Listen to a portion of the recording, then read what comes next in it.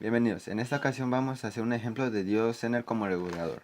Para eso utilizaremos el siguiente circuito y nos piden encontrar el voltaje que pasa por este resistor, la corriente Zener que pasa por este nodo,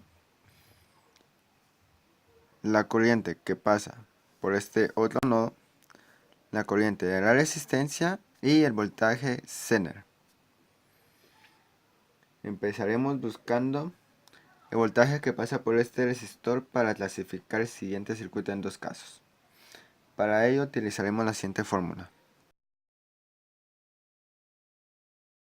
En la fórmula nos dice que este voltaje va a ser igual a 470 ohmios partido 220 ohmios más 470 ohmios. Todo esto multiplicado por el voltaje de la fuente, que sería 20. Y esto nos da un total de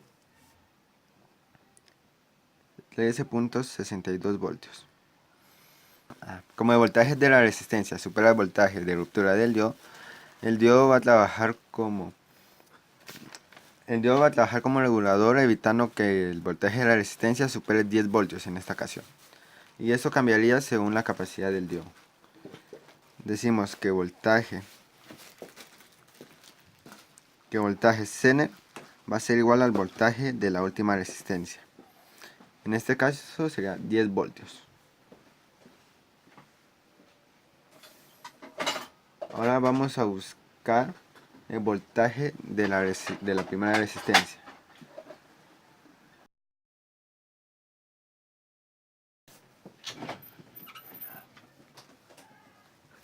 Esto nos da un total de 10 voltios. Ahora pasaremos a buscar la corriente en la resistencia.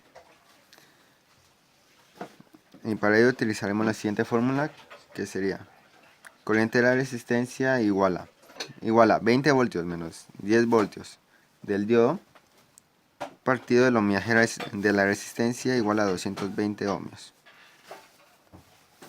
Esto nos da un total de 45.45 miliamperios.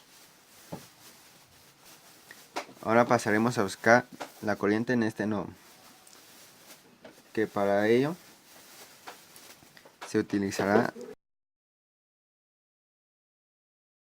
que esto nos da un total de 21.28 miliamperios. Y por último buscaremos la corriente que pasa por el diodo Zener. Y entonces decimos que la corriente Zener es igual a 45.45 miliamperios menos 21.28 miliamperios. Entonces la corriente Zener nos da igual a 24.17 miliamperios. Y aquí habremos encontrado todos los datos que nos pide el circuito.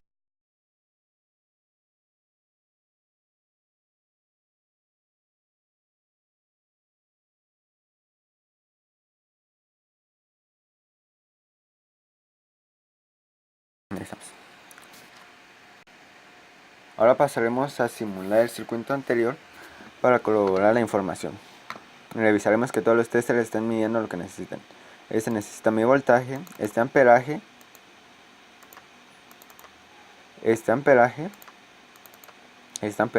y este último voltaje.